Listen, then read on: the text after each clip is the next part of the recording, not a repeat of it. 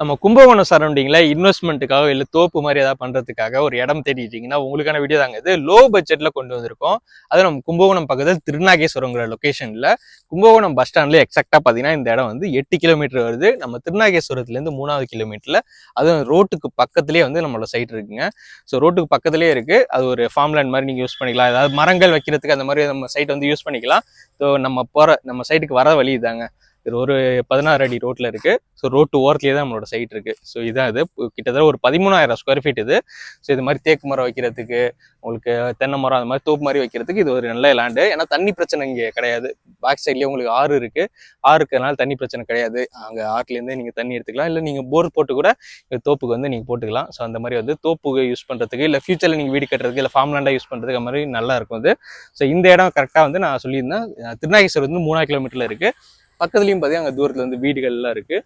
So வர வழியுமே உங்களுக்கு 16 அடி ரோட்டில் தான் வருவீங்க. ஃபுல்லாக வந்து தார் ரோடு தான் போட்டிருக்காங்க. இங்கே பக்கத்தில் நம்ம இந்த இடத்துக்கு பக்கத்துலேயே வந்து சைட்டுமே போட்டிருக்காங்க. ரியல் எஸ்டேட் பிளாட் வந்து போட்டிருக்காங்க ஆல்ரெடி.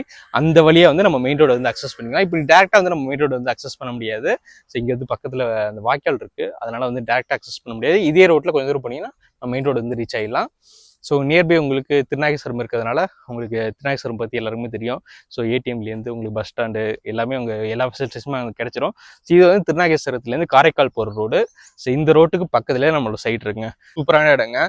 ஸோ நல்ல மண் பக்கத்துலலாம் பார்த்தீங்கன்னா உங்களுக்கு தேக்கு மரம் இந்த மாதிரி நிறைய மரங்கள்லாம் வச்சுருக்காங்க. அந்த சைடில் பக்கத்து சைட்லலாம் இந்த மாதிரி எந்த மரம் வச்சாலும் வரக்கூடிய ஒரு நல்ல மண். ஒரு 10 தென்னை மரம் தேக்கு மரம்லாம் வாங்கி இதை வச்சு விட்டிங்கன்னா ஒரு நல்ல விளைச்சல் இருக்கும். ஒரு 10-20 வருஷத்துக்கு கழியும் உங்களுக்கு நல்ல ரிட்டர்ன்ஸ் கிடைக்கும். இந்த மாதிரி ஏதாவது தோப்பு மாதிரி யூஸ் பண்ணுறதுக்கு நல்ல இடம், இல்லை செங்கல் சூளை இந்த மாதிரிலாம் நிறைய யூஸ் பண்ணலாம். உங்கள் பர்பஸ்க்கு இந்த மாதிரி இந்த இடத்த வந்து யூஸ் பண்ணிக்கலாம். பக்கத்துலேயே தண்ணி ஆறு இருக்கிறதுனால உங்களுக்கு தண்ணி பிரச்சனை கிடையாது.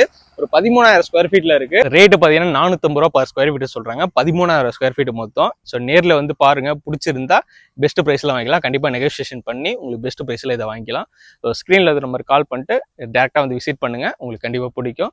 ஸோ திருநாகேஸ்வரம்லேருந்து 3வது கிலோமீட்டர் நம்மளோட சைட் இருக்கு. இந்த சைடு போனீங்கன்னா உங்களுக்கு காரைக்கால் ரோடு, இது காரைக்கால் மெயின் ரோடுக்கு பக்கத்துலேயே இருக்கு நம்மளோட சைட்டு. ஸோ பக்கத்தில் சைட்லாம் போட்டிருக்காங்க. அங்கே வந்து 1000 ரூபா 1500 ரூபா மெயின் ரோட்லாம் கொடுத்துட்டு இருக்காங்க. ஸோ இந்த இடத்துல உங்களுக்கு 450 ரூபா பர் ஸ்கொயர் ஃபீட்ல இருந்து கொடுத்துட்டு இருக்காங்க. ஸோ வேணுங்கிறவங்க ஸ்க்ரீன் நம்பர் கால் பண்ணுங்க. லேண்டோ வீடியோ ஏதாவது ஷேர் பண்ணணும்னு நினைச்சீங்கன்னா ஸ்க்ரீன்ல உள்ள நம்பர், என்னோட நம்பர் இருக்கு, டிஸ்கிரிப்ஷன்லயும் என்னோட நம்பர் இருக்கு, அதை கான்டாக்ட் பண்ணுங்க.